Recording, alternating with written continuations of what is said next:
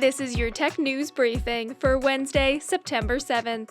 I'm Zoe Thomas for the Wall Street Journal.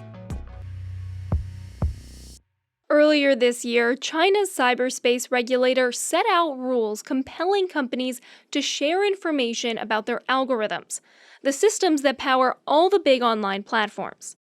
The goal of gathering this information is to stop the negative effects of algorithms, from spreading misinformation and infringing on privacy to online harassment. But experts warn that trying to directly regulate algorithms could be tricky, since many of them adapt in unpredictable ways based on user behavior. Joining us to discuss how China is taking on this challenge and what other countries might take away from their efforts is our China tech reporter, Karen Hao. Hi, Karen. Thanks for being here. Hi, Zoe. Thanks so much for having me. So a Chinese regulation went into effect in March in an effort to tighten controls of algorithms underpinning the internet. Then what happened?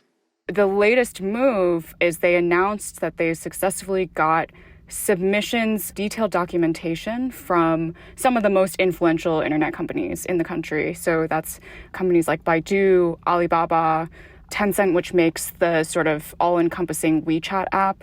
And there are about 30 algorithms from 24 companies that are supposed to be sort of the core of the recommendation systems of these platforms that have now been filed to the top internet regulator to describe exactly what they're doing.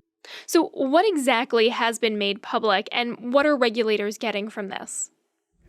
Yeah, so this is sort of like the first step to this broader regulatory campaign that China's trying to pursue, where they sort of almost very logically, like if they want to gain control over algorithms, they first want to gain visibility. So they're trying to get as much information from companies to just wrap their heads around what exactly these systems even do. But thus far, companies haven't actually submitted code. They haven't actually submitted like highly technical information. It's actually more of a layperson's summary of the operations of these algorithms. So what are the inputs? What is the type of user data that these companies are collecting?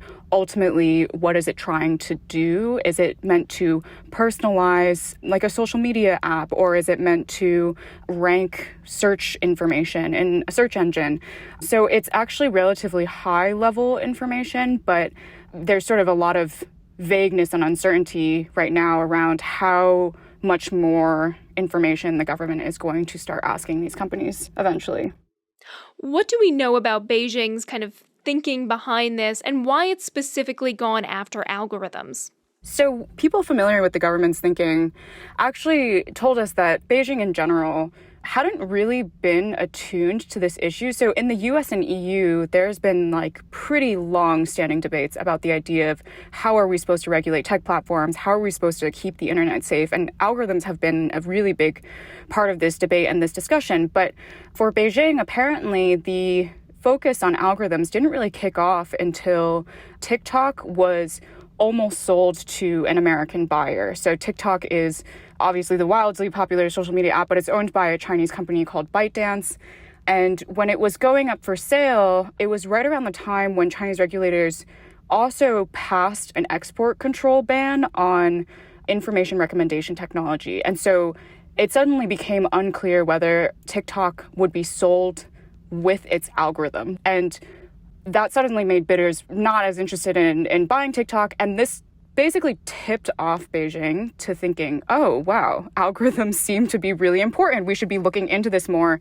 And from there, they sort of realized how it could also be extremely influential for public opinion, for social mobilization. And that was what kicked off these set of regulatory actions to really get a handle on these systems. You mentioned some other countries that have kind of thought about this in the past. Have any other nations taken these kinds of regulatory steps to rein in algorithms? So in the US, the short answer is no. And in the EU, what's interesting is there's been a pair of acts that just recently passed in July, the Digital Services Act and the Digital Markets Act, that try to tackle the same question, but actually go about it in a more roundabout way. So with the Digital Services Act, what the EU tried to do was say, okay, we're not going to regulate algorithms directly.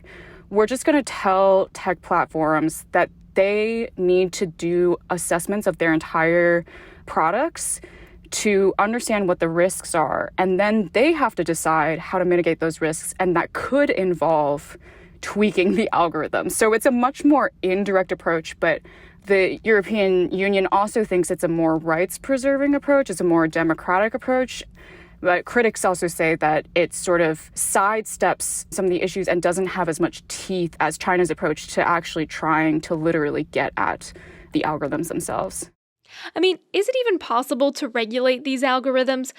So many of them are not concrete. They change, they learn from users' habits. So how do you actually rein them in as a regulator?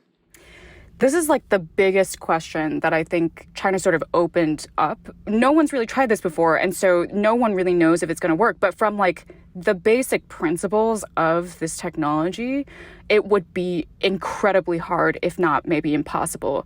So internet algorithms today are mostly based on machine learning, and machine learning is when you have algorithms that aren't actually written out explicitly as a set of rules, but they're actually just learning from user data, user behavior to figure out the rules themselves. But most machine learning systems are black boxes. Like the people who coded them, the people who developed them can't actually print out exactly what rules these algorithms learned from the data. So from that perspective, just like seeing the code on these algorithms doesn't actually get you very far in understanding their logic. And what complicates it further is social media platforms like Facebook or TikTok. They don't actually just use one algorithm. They use hundreds or thousands of these interlocking algorithms. And they, as you said, are constantly being updated based on a very complex stream of user-generated content, user behavior. So trying to fully understand every dimension of what's going on is pretty much impossible. And therefore, controlling it is very, very improbable. Okay, so what does this mean for Chinese internet users, post this regulation coming into play? What's interesting is in the Chinese context, it might not actually mean much different than what we've already seen happening when Xi Jinping came into power. There's been like a slow tightening and narrowing of what discourse is actually allowed in the public sphere and on these internet platforms. And from that perspective, like even if China ultimately can't figure out exactly how to get these platforms or this discourse to do exactly what it wants to, companies will ultimately still take it as a signal that they need to continue this trend of tightening down, narrowing down the discourse. So in that sense, maybe it doesn't necessarily matter in the Chinese context. What I think is particularly interesting about this effort is more of what the rest of the world might be able to learn from its successes and failures, because it is the only attempt globally to address this issue so directly through the algorithmic level. All right, that's our reporter, Karen Hao. Karen, thanks so much for joining us. Thank you so much, Zoe. And that's it for today's Tech News Briefing. If you want more tech stories, check out our website, WSJ.com. I'm Zoe Thomas for The Wall Street Journal. Thanks for listening.